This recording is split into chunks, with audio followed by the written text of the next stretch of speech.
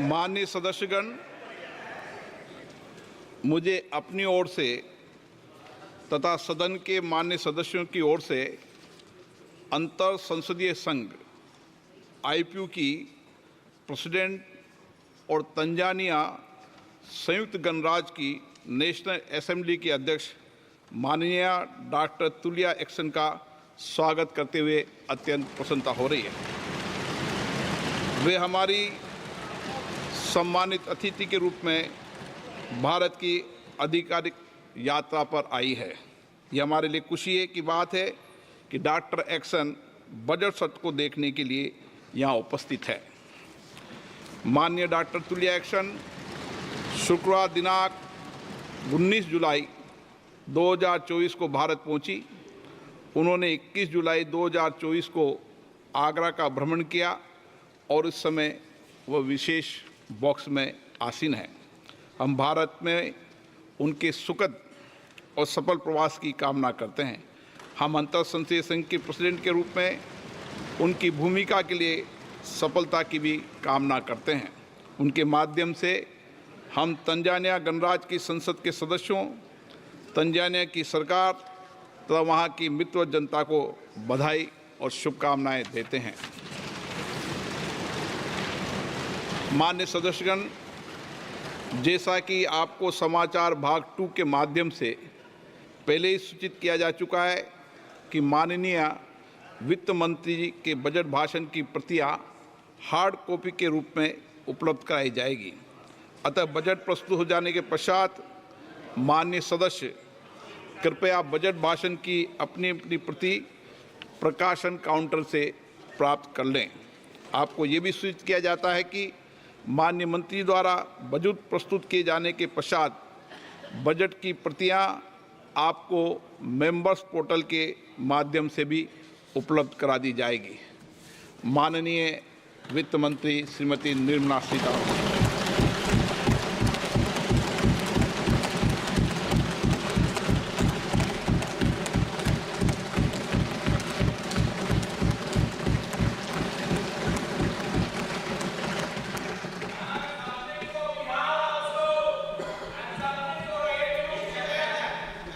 Honorable Speaker, I present the budget for 24-25. Introduction. The people of India have reposed their faith in the government led by Honorable Prime Minister Shri Narendra Modi and re-elected it for a historic third term under his leadership.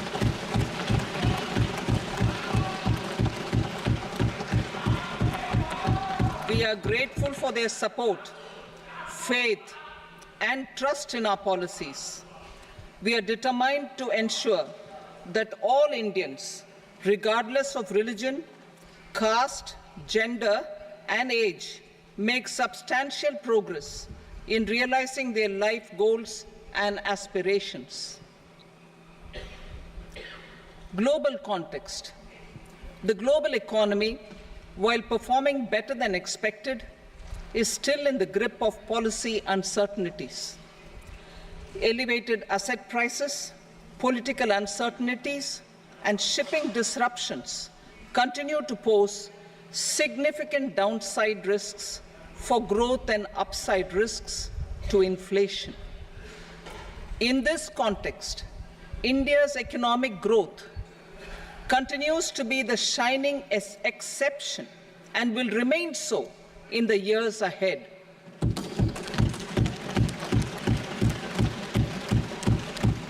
India's inflation continues to be low, stable, and moving towards the 4% target. Core inflation, that is non-food and non-fuel, currently is 3.1%. Steps are being taken to ensure supplies of perishable goods reach markets adequately. Interim budget. As mentioned in the interim budget, we need to focus on 4 major castes, namely the Garib, Mahilaye, Yuva, and Annadata, the poor, women, youth, and the farmer. For Annadata, we announced higher minimum support prices a month ago for all major crops, delivering on the promise of at least a 50% margin over costs. Pradhan Mantri Garib Kalyan Anna Yojana was extended for 5 years, benefiting more than 80 crore people. Administrative actions for approval and implementation of various schemes announced in the interim budget are well underway. The required allocations have been made. Budget theme. Turning attention to the full year and beyond in this budget, we particularly focus on employment, skilling, MSMEs, and the middle class. I am happy to announce the Prime Minister's package of 5 schemes and initiatives to facilitate employment, skilling, and other opportunities for 4.1 crore youth over a 5-year period, with a central outlay of 2 lakh crore rupees. I will speak about them shortly, while more details may be seen in the annexure. This year, I've made a provision of 1.48 lakh rupees, 1.48 lakh crore rupees for education, employment, and skilling. Budget priorities. The people have given a unique opportunity to our government to take the country on the path of strong development and an all-round prosperity. In the interim budget, we promised to present a detailed roadmap for our pursuit of Vikasit Bharat.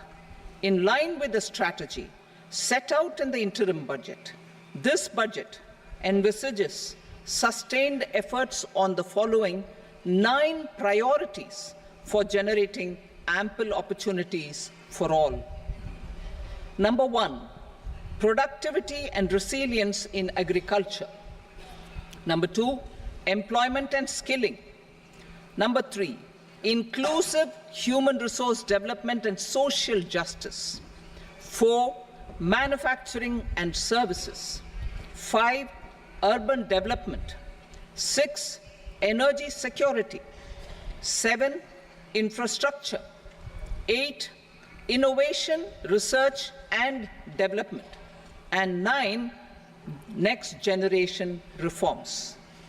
Subsequent budgets will build on these and add more priorities and actions. A more detailed formulation will be carried out as part of the economic policy framework, about which I will speak later in this speech. This budget details some of the specific actions to be initiated in the current year towards fulfillment of these priorities, with potential for transformative changes. The budget also covers some of the previously made announcements, with intent to strengthen them and step up their implementation for expediting our journey towards the goal of Vikasit Bharat. Priority 1, productivity and resilience in agriculture. Transforming agricultural research. Our government will undertake a comprehensive review of the agricultural research setup to bring the focus on raising productivity and developing climate-resilient varieties. Funding will be provided in challenge mode, including to the private sector. Domain experts, both from the government and outside, will oversee the conduct of such research. Release of new varieties. New 109 high-yielding and climate-resilient varieties of 32 field and horticultural crops will be released for cultivation by farmers. Natural farming. In the next 2 years, 1 crore farmers across the country will be initiated into natural farming, supported by certification and branding. Implementation will be through scientific institutions and willing gram panchayats. 10,000 need-based bio-input resource centers will be established. Missions for pulses and oilseeds. For achieving self-sufficiency in pulses and oilseeds, we will strengthen their production, storage, and marketing. As announced in the interim budget, a strategy is being put in place to achieve Atmanirbharta for oilseeds such as mustard, groundnut, sesame, soybean, and sunflower. Vegetable production and supply chains. Large-scale clusters for vegetable production will be developed closer to major consumption centers. We will promote farmer-producer organizations, cooperatives, and startups for vegetable supply chains, including for collection and storage and marketing. Digital public infrastructure for agriculture. Buoyed by the success of the pilot project, our government, in partnership with the states, will facilitate the implementation of the digital public infrastructure in agriculture for coverage of farmers and their lands in 3 years. During this year, digital crop survey for Kharif using the DPI will be taken up in 400 districts. The details of 6 crore farmers and their lands will be brought into the farmer and land registries. Further, the issuance of Jan Samarth based Kisan credit cards will be enabled in 5 states. Shrimp production and export. Financial support for setting up a network of nucleus breeding centers for shrimp brood stocks will be provided. Financing for shrimp farming, processing, and export will be facilitated through NABARD. National cooperation policy. Our government will bring out a national cooperation policy for systematic, orderly, and all-round development of the cooperative sector, fast-tracking growth of rural economy and generation of employment opportunities on a large scale will be the policy goal. This year, I have made a provision of 1.52 lakh crore rupees for agriculture and allied sectors.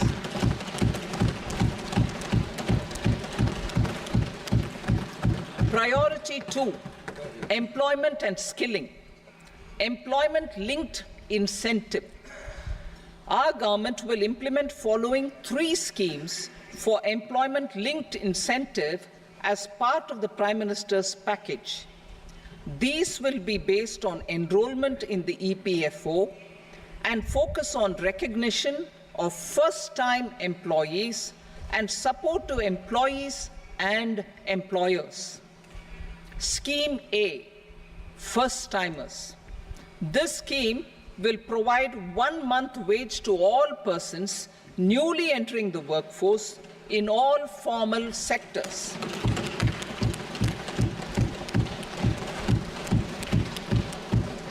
Direct benefit transfer of 1 month's salary in 3 installments to first-time employees as registered in the EPFO will be up to 15,000 rupees. The eligibility limit will be a salary of 1 lakh per month. The scheme is expected to benefit 210 lakh youths.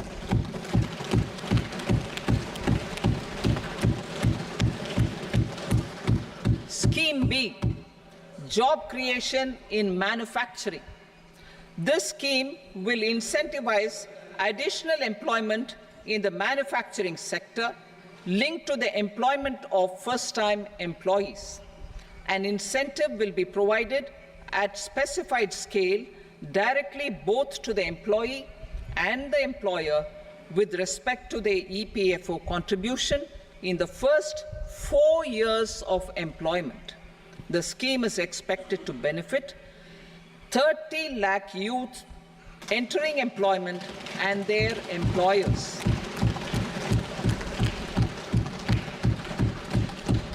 Scheme C, support to employers.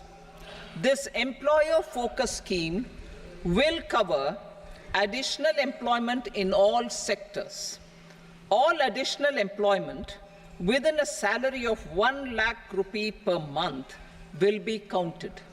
The government will reimburse to employers up to 3,000 rupees per month for 2 years towards the EPFO contribution for each additional employee. The scheme is expected to incentivize additional employment of 50 lakh persons.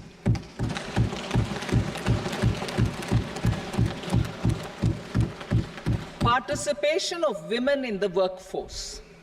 We will facilitate higher participation of women in the workforce through setting up of working women hostels in collaboration with industry and establishing creches. In addition, the partnership will seek to organize women-specific skilling programs and promotion of market access for women SHG enterprises. Skilling program. I'm happy to announce a new centrally sponsored scheme as the fourth scheme under the Prime Minister's package for skilling in collaboration with state governments and industry. 20 lakh youth will be skilled over a 5-year period.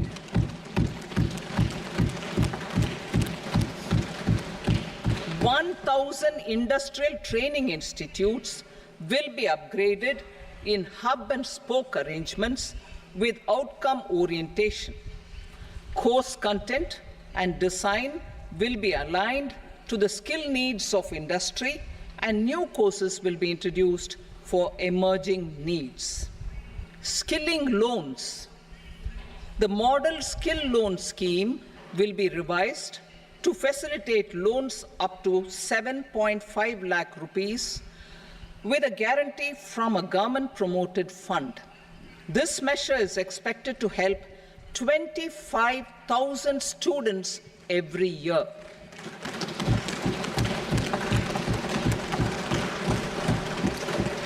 Education loans.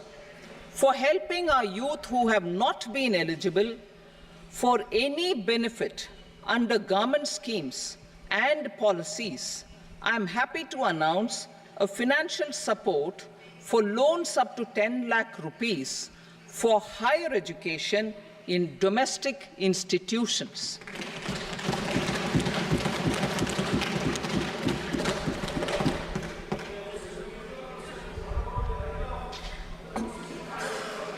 E-vouchers for this purpose.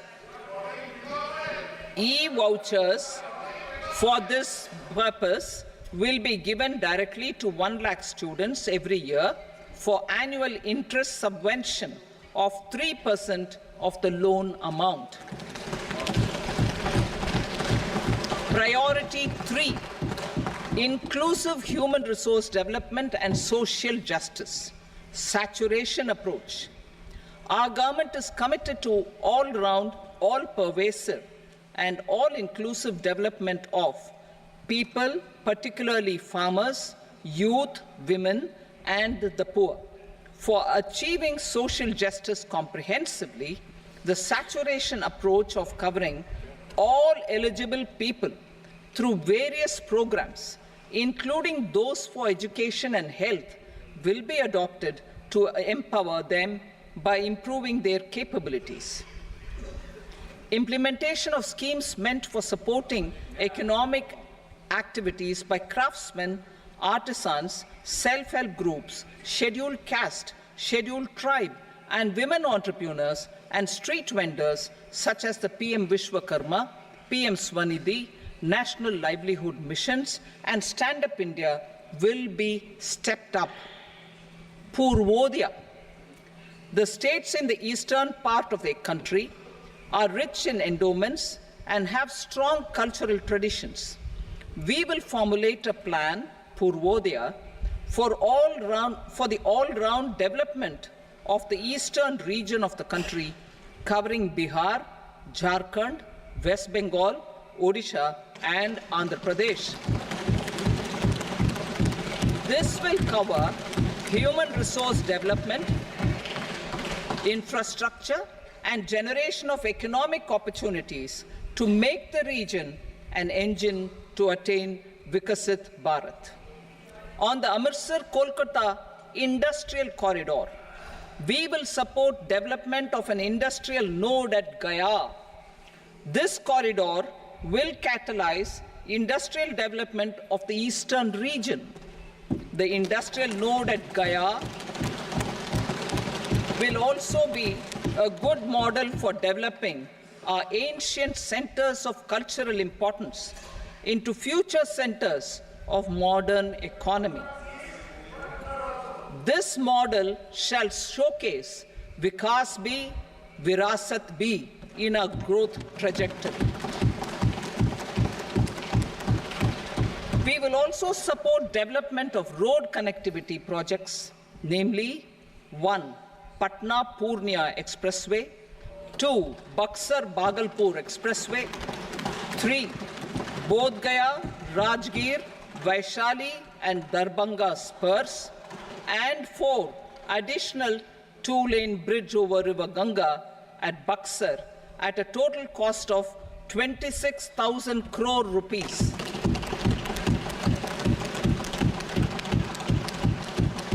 Power projects, including setting up of a new 2,400 megawatt power plant at Pir Painti, will be taken up at a cost of 21,400 crore rupees. New airports, medical colleges, and sports infrastructure in Bihar will be constructed. An additional allocation to support capital investments will be provided. The requests of Bihar government for external assistance from multilateral development banks will be expedited.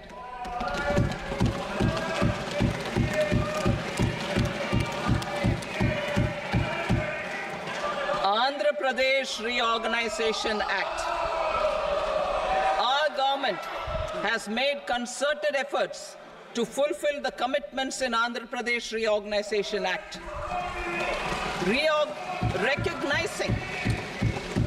Recognizing the state's need for the capital, recognizing the state's need for a capital, we will facilitate special financial support through multilateral development agencies.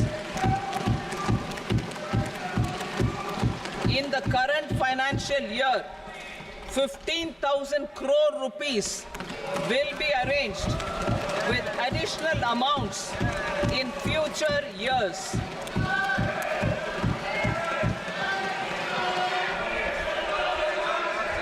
Our government is fully committed to financing and early completion of the Polavaram irrigation project, which is the lifeline for Andhra Pradesh and its farmers. This will facilitate our country's food security as well. Under the Andhra Pradesh Reorganization Act, for promoting industrial development, funds will be provided for essential infrastructure such as water, power, railways, and roads in Kopparthi node on the Visakhapatnam-Chennai Industrial Corridor and Varavakal node on the Hyderabad-Bangalore Industrial Corridor. An additional allocation will be provided this year towards capital investment for economic growth. Grants for backward regions of Rayalaseema, Prakasham, North Coastal Andhra, as stated in the Act, will be provided. PM Awas Yojana. 3 crore additional houses under the PM Awas Yojana in rural and urban areas in the country have been announced, for which the necessary allocations are being made. Women-led development.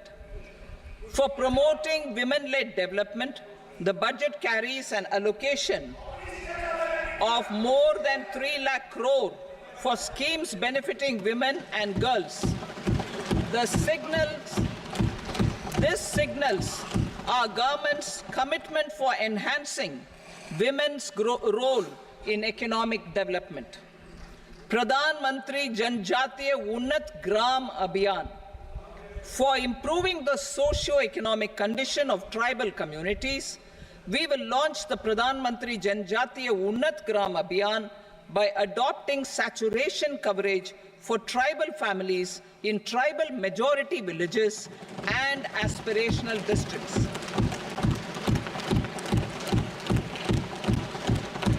This will cover 63,000 villages, benefiting 5 crore tribal people. Bank branches in northeastern region. More than 100 branches of India Post Payment Bank will be set up in the northeast region to expand the banking services. This year, I have made a provision of 2.66 lakh crore rupees for rural development, including rural infrastructure. Priority 4, manufacturing and services, support for promotion of MSMEs. This budget provides special attention to MSMEs and manufacturing, particularly labor-intensive manufacturing. We have formulated a package covering financing, regulatory changes, and technology support for MSMEs to help them grow and also compete globally, as mentioned in the interim budget. I am happy to announce the following specific measures. Credit guarantee scheme for MSMEs in the manufacturing sector. For facilitating term loans to MSMEs for purchase of machinery and equipment without collateral or third-party guarantee, a credit guarantee scheme will be introduced. The scheme will operate on pooling of credit risks of such MSMEs. A separately constituted self-financing guarantee fund will provide to each applicant guarantee cover up to 100 crore rupees, while the loan amount may be larger. The borrower will have to provide an upfront guarantee fee and an annual guarantee fee on the reducing loan balance. New assessment model for MSME credit. Public sector banks will build their own in-house capability to assess MSMEs for credit instead of relying on external assessment. They will also take a lead in developing or getting developed a new credit assessment model based on the scoring of digital footprints of the MSMEs in the economy. This is expected to be a significant improvement over the traditional assessment of credit eligibility based only on asset or turnover criteria. That will also cover MSMEs without a formal accounting system. Credit support to MSMEs during stress period. I'm happy to announce a new mechanism for facilitating continuation of bank credit to MSMEs during their stress period while being in special mention account, SMA stage, for reasons beyond their control. MSMEs need credit to continue their business and to avoid getting into the NPA stage. Credit availability will be supported through a guarantee from a government-promoted fund. Mudra loans. The limit of Mudra loans will be enhanced to 20 lakh from the current 10 lakh for those entrepreneurs who have availed and successfully repaid previous loans under the Tarun category. Enhanced scope for mandatory onboarding in TREDS. For facilitating MSMEs to unlock their working capital by converting their trade receivables into cash, I propose to reduce the turnover threshold of buyers for mandatory onboarding on the TREDS platform from rupees 500 crore to 250 crore rupees. This measure will bring 22 more CPSCs and 7,000 more companies onto the platform. Medium enterprises will also be included in the scope of the suppliers. SIDBI branches in MSME clusters. SIDBI will open new branches to expand its reach to serve all major MSME clusters within 3 years and provide direct credit to them. With the opening of 24 such branches this year, the service coverage will expand to 168 out of 242 major clusters. MSME units for food irradiation, quality and safety testing. Financial support for setting up of 50 multi-product food irradiation units in the MSME sector will be provided. Setting up of 100 food quality and safety testing labs with NABL accreditation will be facilitated. E-commerce export hubs to enable MSMEs and traditional artisans to sell their products in international markets. E-commerce export hubs will be set up in public-private partnership mode. These hubs, under a seamless regulatory and logistic framework, will facilitate trade and export-related services under one roof. Measures for promotion of manufacturing and services. Internship in top companies. As the fifth scheme under Prime Minister's package, our government will launch a comprehensive scheme for providing internship opportunities in 500 top companies to 1 crore youth in 5 years. They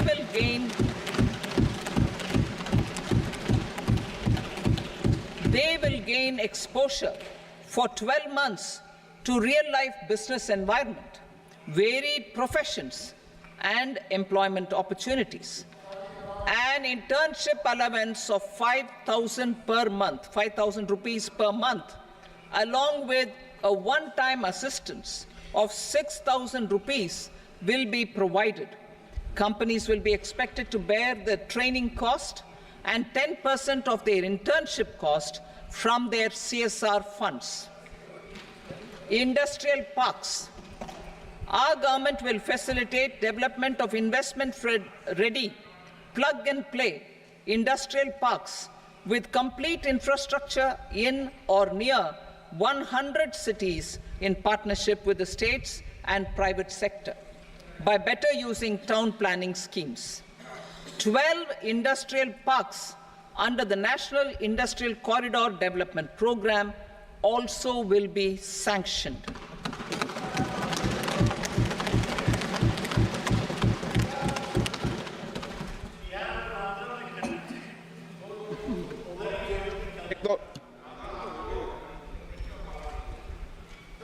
Veji member, no, please, Petty.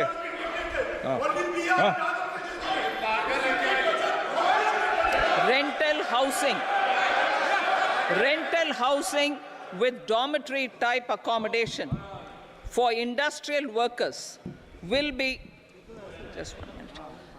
Rental housing, I repeat, rental housing with dormitory type accommodation for industrial workers will be facilitated in PPP mode with VGF support and commitment from anchor industries.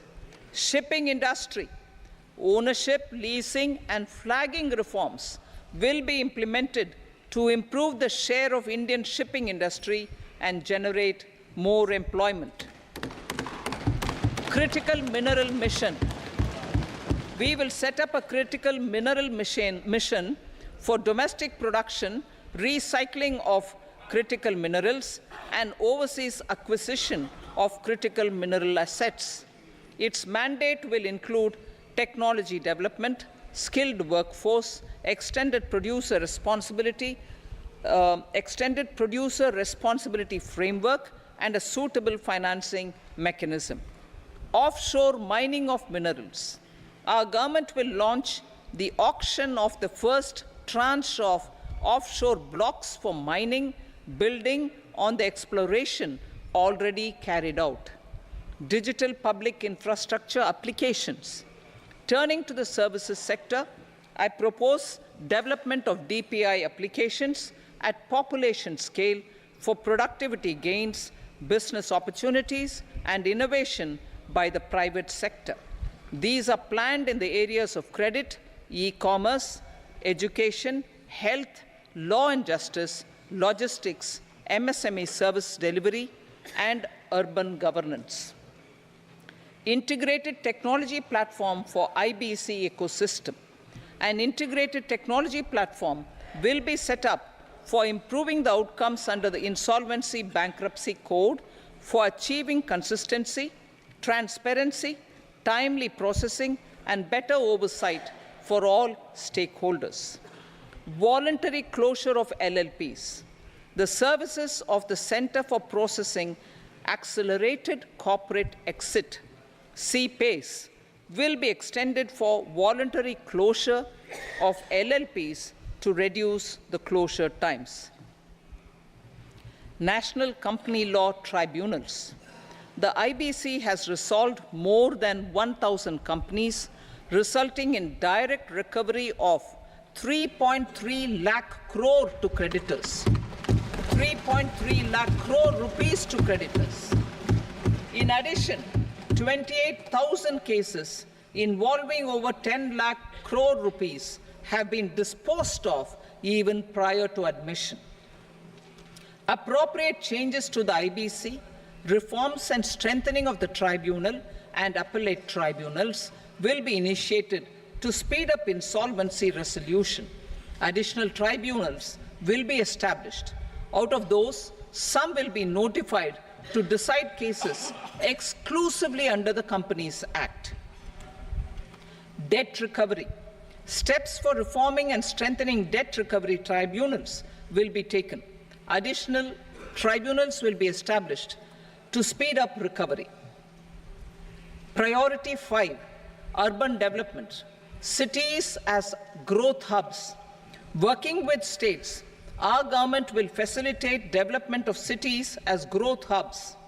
This will be achieved through economic and transit planning and orderly development of peri-urban areas utilizing town planning schemes.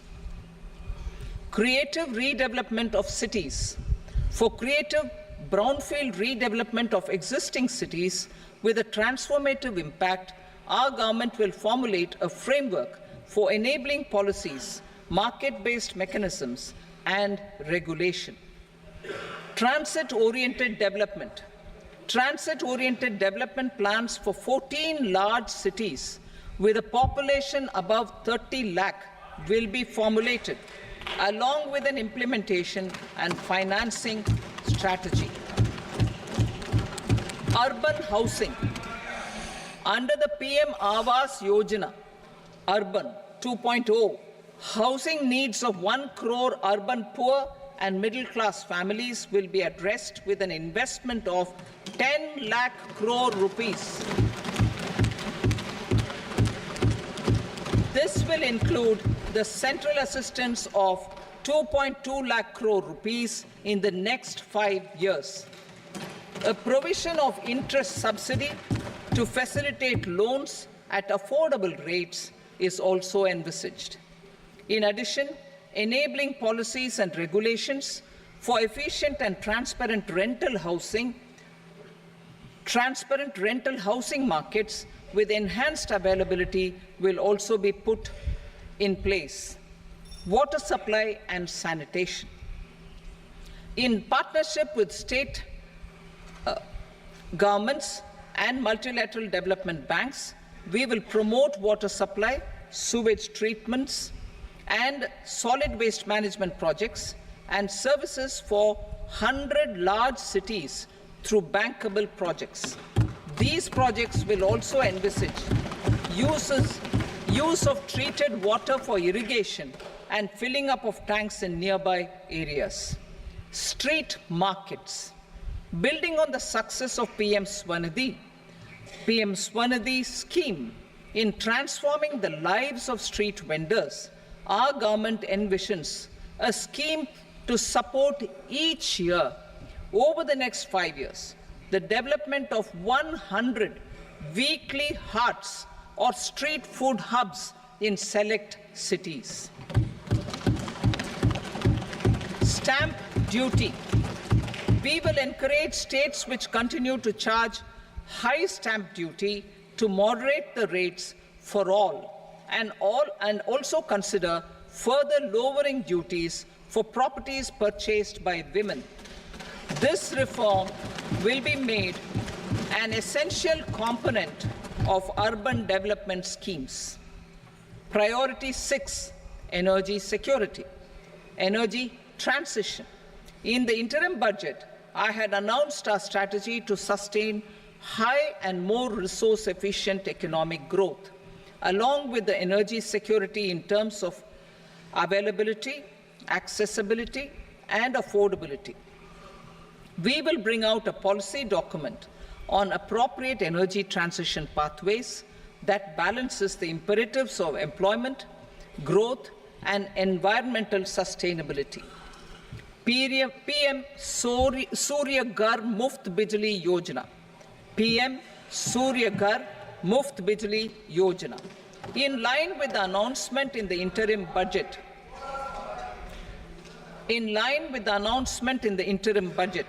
PM Surya Ghar Muft Bijli Yojana has been launched to install rooftop solar plants to enable 1 crore households obtain free electricity up to 300 units every month. The scheme has generated remarkable response with more than 1.28 crore registrations and 14 lakh applications, and we will further encourage it. Pumped storage policy. A policy for promoting pumped storage projects will be brought out for electricity storage and facilitating smooth integration of the growing share of renewable energy with its variable and intermittent nature in the overall energy mix. Research and development of small and modular nuclear reactors. Nuclear energy is expected to form a very significant part of the energy mix for Viksit Bharat. Towards that pursuit, our government will partner with the private sector for 1. Setting up Bharat Small Reactors, 2. Research and development of Bharat Small Modular Reactor, and 3. Research and development of newer technologies for nuclear energy. The R&D funding announced in the interim budget will be made available for this sector also. Advanced ultra supercritical thermal power plants. The development of indigenous technology for advanced ultra supercritical thermal power plants with much higher efficiency has been completed. A joint venture between NTPC and BHEL will set up a full-scale 800 megawatt commercial plant using AUSC technology. The government will provide the required fiscal support Moving forward, development of indigenous capacity for the production of high-grade steel and other advanced metallurgy materials for these plants will result in strong spin-off benefits for the economy. Roadmap for hard-to-abate industries. A roadmap for moving the hard-to-abate industries from energy efficiency targets to emission targets will be formulated. Appropriate regulations for transition of these industries from the current perform, achieve, and trade mode to Indian carbon market mode will be put in place. Support to traditional micro and small industries. An investment-grade energy audit of traditional micro and small industries in 60 clusters, including brass and ceramic, will be facilitated. Financial support will be provided for shifting them to cleaner forms of energy and implementation of energy efficiency measures. The scheme will be replicated in another 100 clusters in the next phase.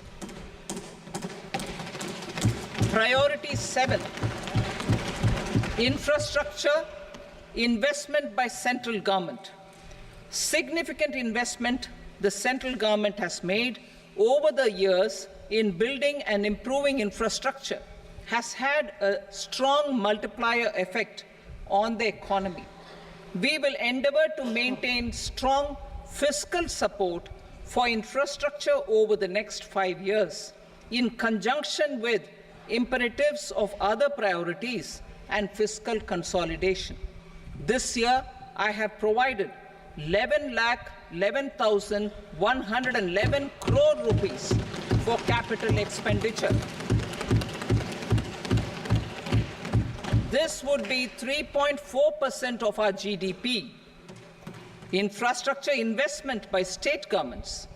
We will encourage states to provide support of similar scale for infrastructure, subject to their development priorities. A provision of 1.5 lakh crore rupees for long-term interest-free loans have been made this year also to support the states in their resource allocation. Private investment in infrastructure. Investment in infrastructure by private sector will be promoted through viability gap funding and enabling policies and regulations. A market-based financing framework will be brought out. Pradhan Mantri Gram Sadak Yojana, Phase 4 of the PMGSY will be launched to provide all-weather connectivity to 25,000 rural habitations, which have become eligible in view of their population increase. Irrigation and flood mitigation. Bihar has frequently suffered from floods, many of them originating outside the country. Plans to build flood control structures in Nepal are yet to progress. Our government, through the Accelerated Irrigation Benefit Program and other sources, will provide financial support for projects with estimated cost of 11,500 crore rupees, such as the Kosi-Michi intra-state link and 20 other ongoing and new schemes, including barrages, river pollution abatement, and irrigation projects.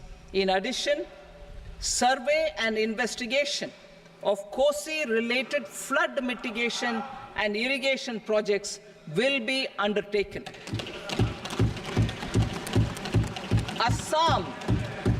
Assam grapples with floods every year by the Brahmaputra River and its tributaries originating outside India. We will provide assistance to Assam for flood management and related projects.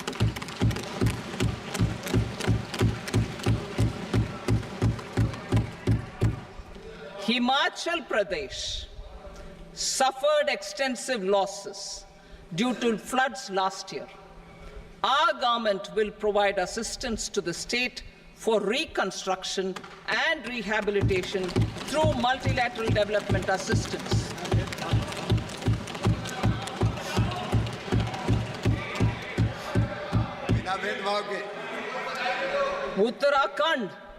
Uttarakhand too suffered losses due to cloudbursts and massive landslides.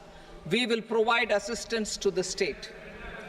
Recently, Sikkim witnessed devastating flash floods and landslides that wreaked havoc across the state. Our government will provide assistance to the state.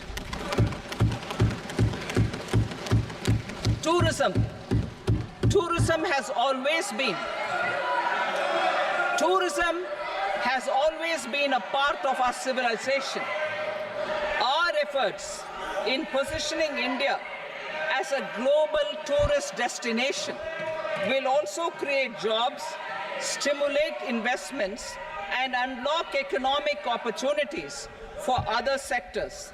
In addition to the measures outlined in the interim budget, I propose the following measures. Vishnupad Temple at Gaya and Mahabodhi Temple at Bodh Gaya in Bihar are of immense spiritual significance. Comprehensive development of Vishnupad Temple Corridor and Mahabodhi Temple Corridor will be supported, modeled on the successful Kashi Vishwanath Temple Corridor to transform them into world-class pilgrim and tourist destinations. Rajgir holds immense religious significance for Hindus, Buddhists, and Jains.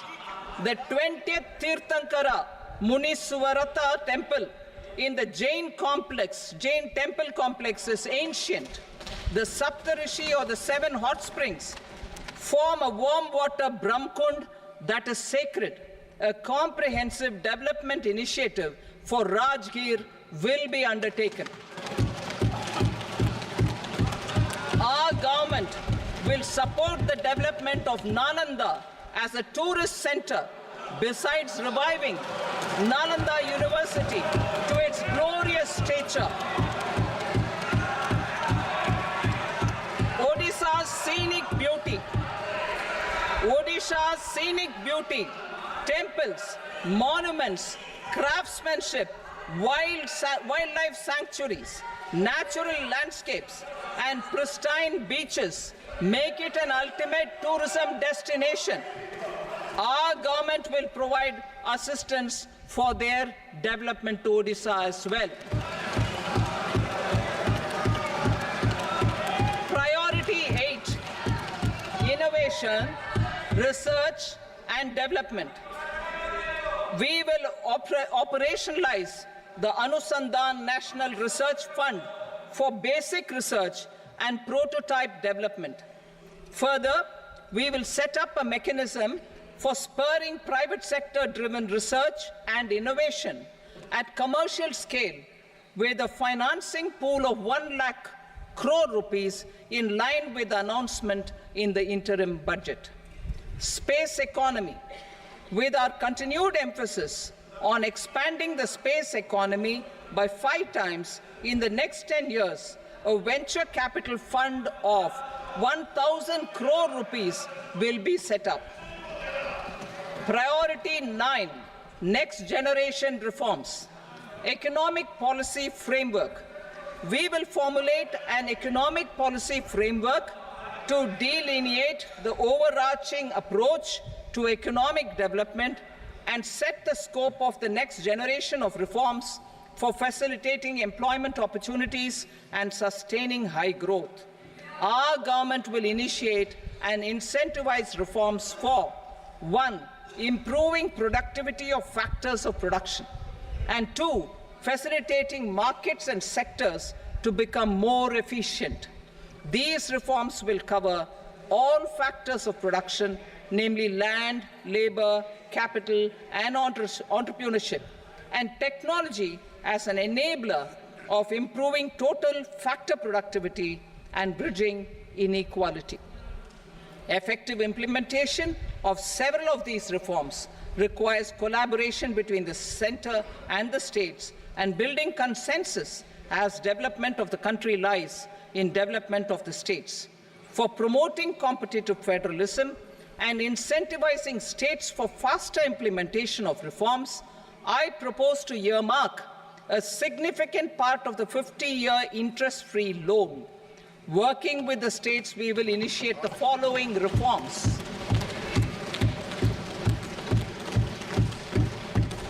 Land-related reforms and actions, both in the rural and urban areas, will cover land administration, will cover 1. Land administration, planning and management, and 2.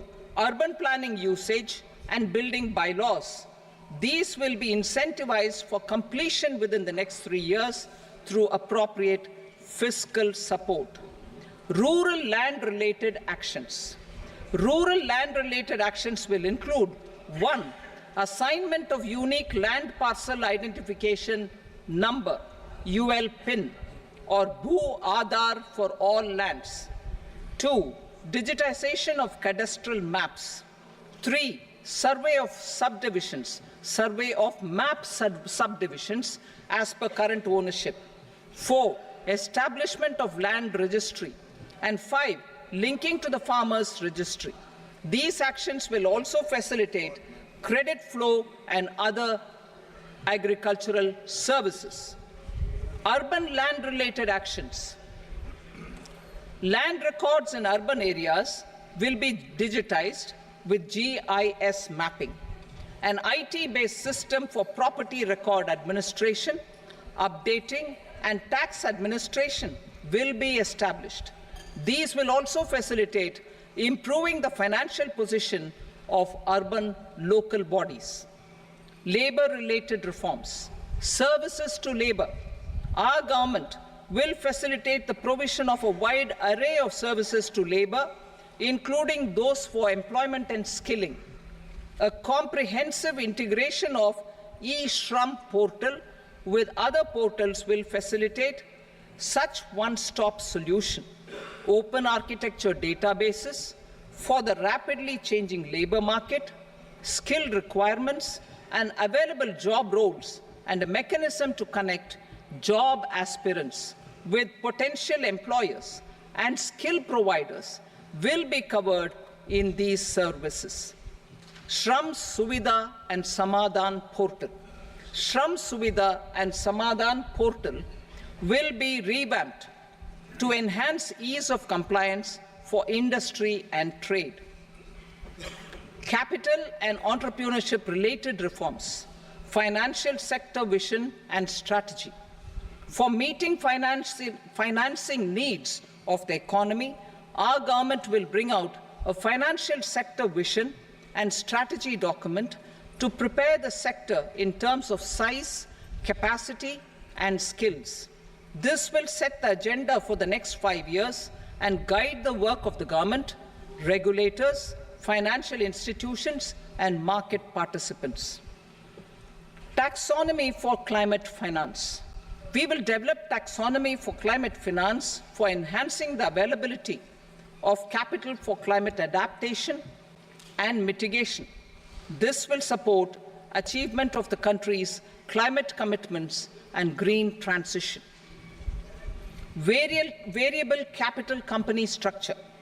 We will seek the required legislative approval for providing an efficient and flexible mode for financing leasing of aircrafts and ships and pooled funds of private equity through a variable company structure.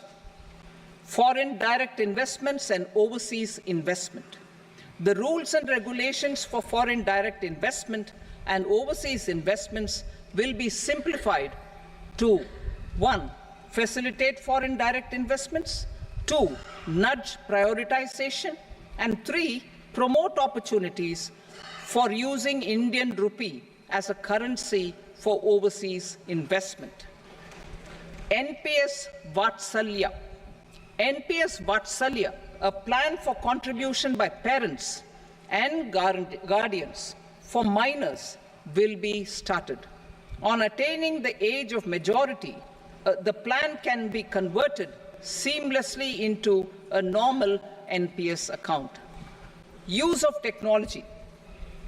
We have successfully used technology for improving productivity and bridging inequality in our economy during the past 10 years.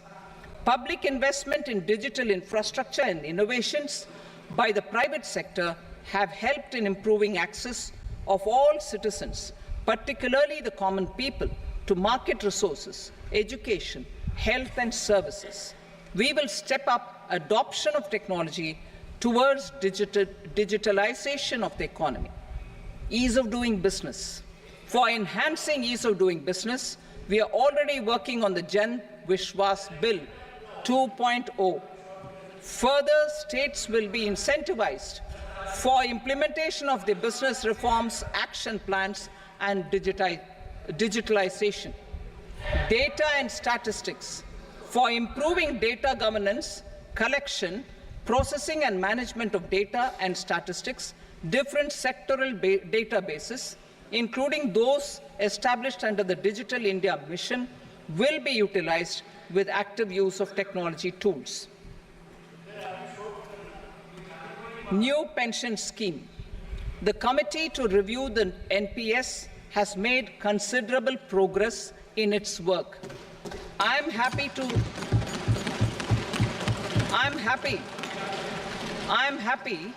that the staff side of the National Council of the Joint Consultative Machinery for Central Government Employees has taken a constructive approach. A solution will be evolved which addresses the relevant issues while maintaining fiscal prudence to protect the common citizens. Budget estimates for 24-25. For the year 24-25, total receipts other than borrowings and the total expenditure are estimated at 32.07 lakh crore rupees and 48.21 lakh crore rupees respectively. The net tax receipts are estimated at 25.83 lakh crore rupees. The fiscal deficit is estimated at 4.9% of the GDP. The gross and the net market borrowings through dated securities during 24-25 are estimated at 14.01 lakh crore rupees and 11.63 lakh crore rupees respectively. Both will be less than that in 23-24. The fiscal consolidation path announced by me in 2021 has served our economy very well, and we aim to reach the deficit below 4.5% next year. The government is committed to staying the course. From 2026-27 onwards, our endeavor will be to keep the fiscal deficit each year such that the central government's debt will be on a declining path as percentage of GDP. I will now move to Part B.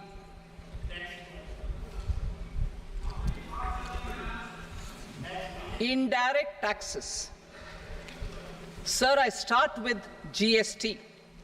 It has decreased tax incidence on the common man, reduced compliance burden and logistics cost for trade and industry, and enhanced revenues of the central and the state governments. It is a success of vast proportions. To multiply the benefits of GST, we will strive to further simplify and rationalize the tax structure and endeavor to expand it to the remaining sectors. My proposals for customs duties intend to support domestic manufacturing, deepen local value addition, promote export competitiveness, and simplify taxation while keeping the interest of the general public and consumers surmount.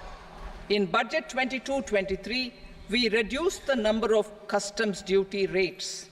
I propose to undertake a comprehensive review of the rate structure over the next 6 months to rationalize and simplify it for ease of trade, removal of duty inversion, and reduction of disputes.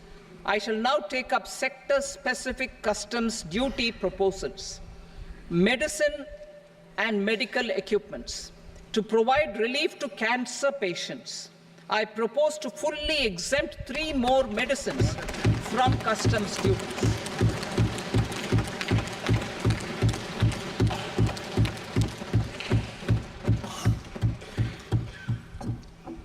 I also propose changes in the BCD on X-ray tubes and flat panel detectors for use in medical X-ray machines under the phased manufacturing program so as to synchronize them with the domestic capacity addition.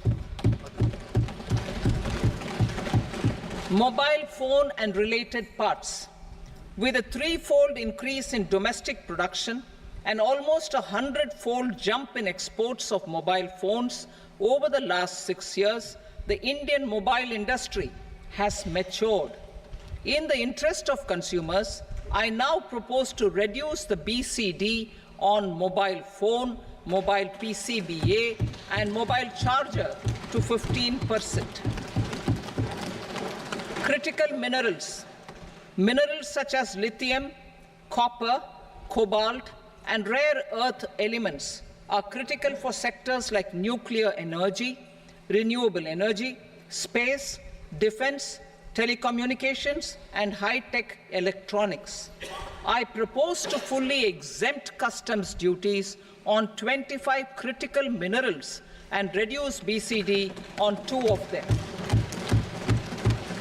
This will provide a major fillip to the processing and refining of such minerals and help secure their availability for these strategic and important sectors. Solar energy. Energy transition is critical in the fight against climate change.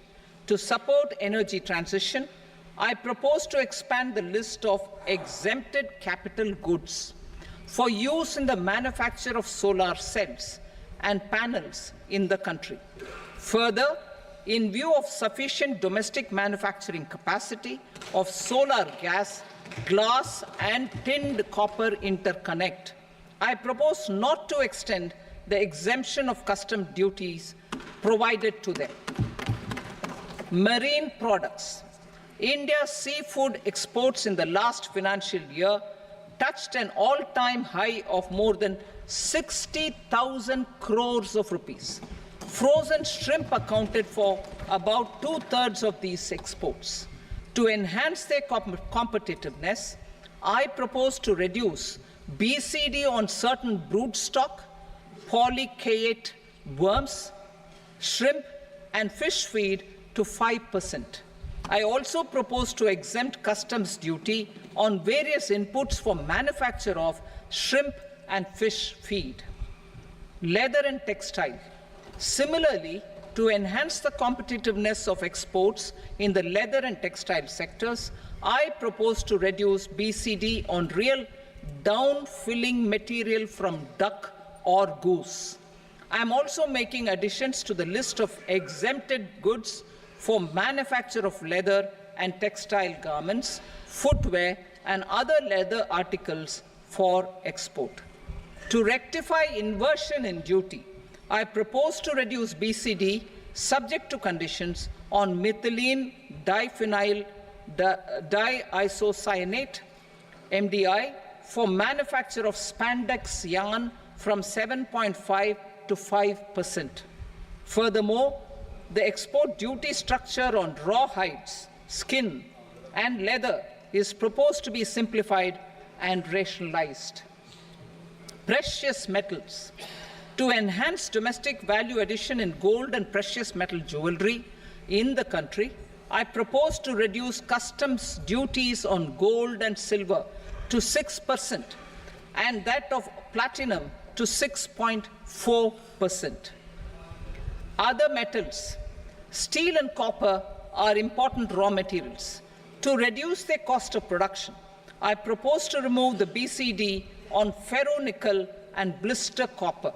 I am also continuing with nil BCD on ferrous scrap and nickel cathode and concessional BCD of 2.5% on copper scrap.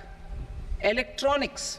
To increase value addition in the domestic electronics industry, I propose to remove the BCD subject to conditions on oxygen-free copper for manufacture of resistors. I also propose to exempt certain parts for manufacture of connectors. Chemicals and petrochemicals. To support existing and new capacities in the pipeline, I propose to increase the BCD on ammonium nitrate from 7.5% to 10%. Plastics. PVC flex banners are non-biodegradable and hazardous for environment and health. To curb their imports, I propose to raise the BCD on them from 10 to 25%. Telecommunication equipment. To incentivize domestic manufacturing, I propose to increase the BCD from 10 to 15% on PCBA of specified telecom equipment. Trade facilitation. To promote domestic aviation and boat and ship MRO, I propose to extend the period for export of goods imported for repairs from 6 months to 1 year. I'll read that again. To promote domestic aviation and boat and ship maintenance, repair and operations, I propose to extend the period for export of goods imported for repairs from 6 months to 1 year. In the same vein, I propose to extend the time limit for re-import of goods for repairs under warranty from 3 to 5 years. I now move to direct taxes. We will continue our efforts to simplify taxes, improve taxpayer services, provide tax certainty, and reduce litigation while enhancing revenues for funding the development and welfare schemes of the government. It has been our endeavor to simplify taxation. We have taken a number of measures in the last few years, including introduction of simplified tax regimes without exemptions and deductions for corporate tax and for personal income tax. This has been appreciated by taxpayers. 58% of corporate tax came from the simplified tax regime in the financial year 22-23. Similarly, as per data available till now, for the last fiscal, more than 2/3 have availed the new personal income tax regime. Comprehensive review of the Income Tax Act. I am now announcing a comprehensive review of the Income Tax Act 1961. The purpose is to make the Act concise, lucid, easy to read and understand. This will reduce disputes and litigation, thereby providing tax certainty to the taxpayers. I will also bring down the demand embroiled in litigation. It is proposed to be completed in 6 months. A beginning is being made in the Finance Bill by simplifying the tax regime for charities, tedious rate structures, provisions of reassessment and such provisions, and capital gains taxation. Simplification for charities and tedious. Two tax exemption regimes. The two tax exemption regimes for charities are proposed to be merged into one. The 5% TDS rate on many payments is being merged into the 2% TDS rate, and the 20% TDS rate on repurchase of units by mutual funds or UTI is being withdrawn. TDS rate on e-commerce operators is proposed to be reduced from 1 to 0.1%. Moreover, credit of TCS is proposed to be given in the TDS to be deducted on salary. Further, I propose to decriminalize delay for payment of TDS up to the due date of filing statement for the same. I also plan to provide a standard operating procedure for TDS defaults and simplify and rationalize the compounding guidelines for such defaults. Simplification of reassessment. I propose to thoroughly simplify the provisions for reopening and reassessment.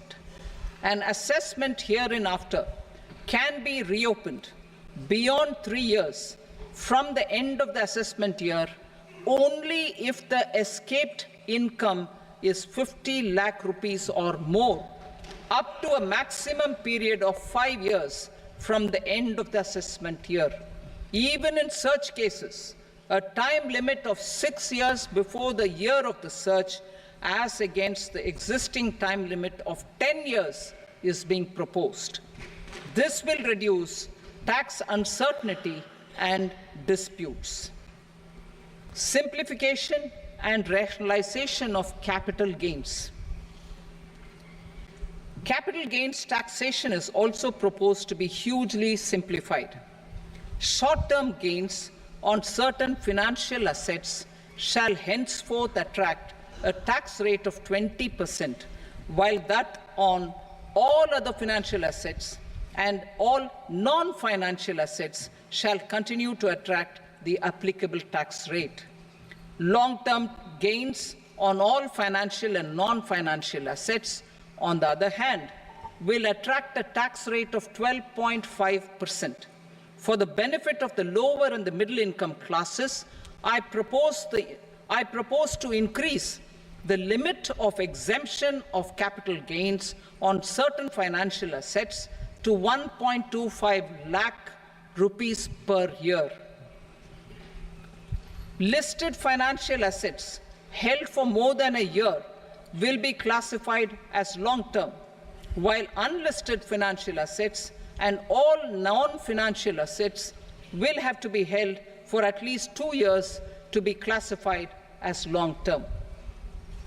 Unlisted bonds and debentures, debt mutual funds, and market-linked debentures, irrespective of holding period, however, will attract tax on capital gains at applicable rates. Taxpayer services. All the major taxpayer services under GST and most services under customs and income tax have been digitalized.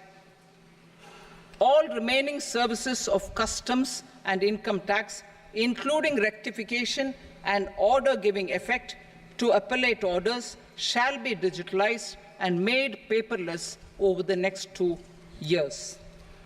Litigation and appeals. While our concerted efforts to reduce pendency of appeals at various appellate fora are beginning to show good results, it will continue to engage our highest attention. To dispose of the backlog of first appeals, I plan to deploy more officers to hear and decide such appeals, especially those with large tax effect. For resolution of certain income tax disputes pending an appeal, I am also proposing Vivad Se Vishwas Scheme 2024. Further, I propose to increase monetary limits for filing appeals related to direct taxes, excise, and service tax in the tax tribunals, high courts, and Supreme Court to 60 lakh rupees, 2 crore rupees, and 5 crore respectively. With a view to reduce litigation and provide certainty in international taxation, we will expand the scope of safe harbor rules and make them more attractive. We will also streamline the transfer pricing assessment procedure. Employment and investment. I have a few proposals to promote investment and foster employment. First of all, to bolster the Indian startup ecosystem, boost the entrepreneurial spirit, and to support innovation, I propose to abolish the so-called angel tax for all classes of investors. Second, there is tremendous potential for cruise tourism in India. To give a fillip to this employment-generating industry, I am proposing a simpler tax regime for foreign shipping companies operating domestic cruises in the country. Third, India is a world leader in the diamond cutting and polishing industry, which employs a large number of skilled workers. To further promote the development of this sector, we would provide for safe harbor rates for foreign mining companies selling raw diamonds in the country. Fourth, to attract foreign capital for our development needs, I propose to reduce the corporate tax rate on foreign companies from 40 to 35%. Deepening the tax base. I have a couple of proposals for deepening the tax base. First, security transaction tax on futures and options of securities is proposed to be increased to 0.02% and 0.1% respectively. Second, for reasons of equity, I propose to tax income received on buyback of shares in the hands of recipients. Other proposals. To improve social security benefits, deduction of expenditure by employers towards NPS is proposed to be increased from 10 to 14% of the employee's salary. Similarly, deduction of this expenditure up to 14% of salary from the income of employees in private sector, public sector banks and undertakings opting for the new tax regime is proposed to be provided. Indian professionals working in multinationals get ESOPs and invest in social security schemes and other movable assets abroad. Non-reporting of such small foreign assets has penal consequences under the Black Money Act. Such non-reporting of movable assets up to 20 lakh rupees is proposed to be depenalized.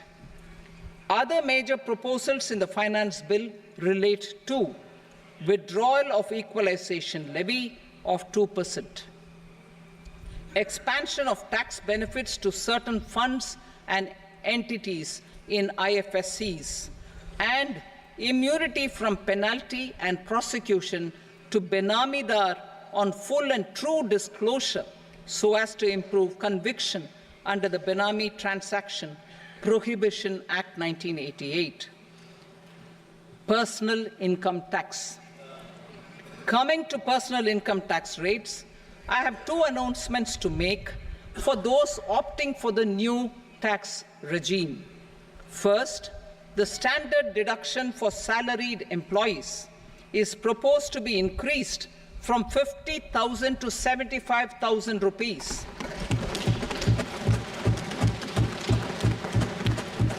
Similarly, deduction on family pension for pensioners is proposed to be enhanced from 15,000 to 25,000 rupees. This will provide relief to about 4 crore salaried individuals and pensioners.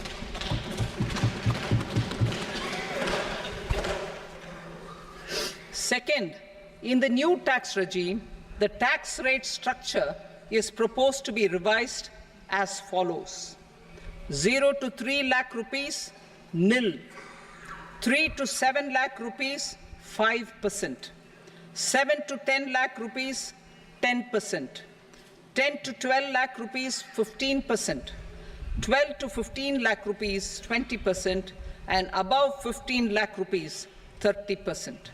As a result of these changes, a salaried employee in the new tax regime stands to save up to 17,500 rupees in income tax.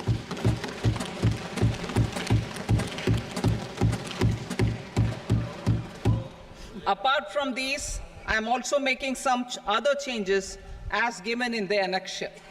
As a result of these proposals, revenue of about 37,000 crore That is 29,000 crore in direct taxes and 8,000 crore in indirect taxes will be foregone, while revenue of about 30,000 crore rupees will be additionally mobilized. Thus, the total revenue foregone is about 7,000 crores annually. Mr. Speaker, sir, with this, I commend the budget to this august House. Jai Hind.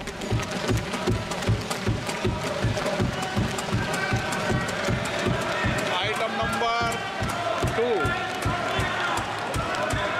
Item number 2.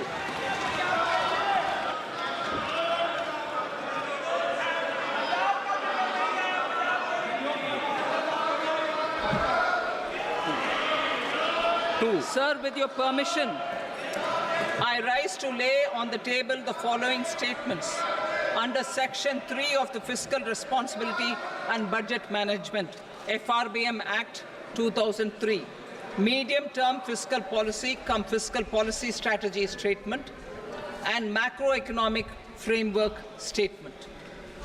Item number 3. Sir, with your permission, I rise to move for leave to introduce the Finance Number 2 Bill 2024. प्रश्न ये कि विधेयक को पुनर्स्थापित करने की अनुमति प्रदान की जाए। जो सदस्य इसके पक्ष में हाँ कहें, जो सदस्य विरोध में ना कहें। मेरे विचार में निर्णय हाँ वालों के पक्ष में अनुमति प्रदान की जाती है। माननीय मंत्री जी, अब विधेयक पुनर्स्थापित करें। Sir, I introduce the bill. Item number 4. The Union Territory of Jammu and Kashmir budget. Sir, I rise to present a statement, Hindi and English versions, of the estimated receipts and expenditure of the Union Territory of Jammu and Kashmir for the year 24-25. सभा की कार्रवाई कल बुधवार दिनांक 24 जुलाई 2024 को प्राप्त 11 बजे तक के लिए स्थगित की जाती है।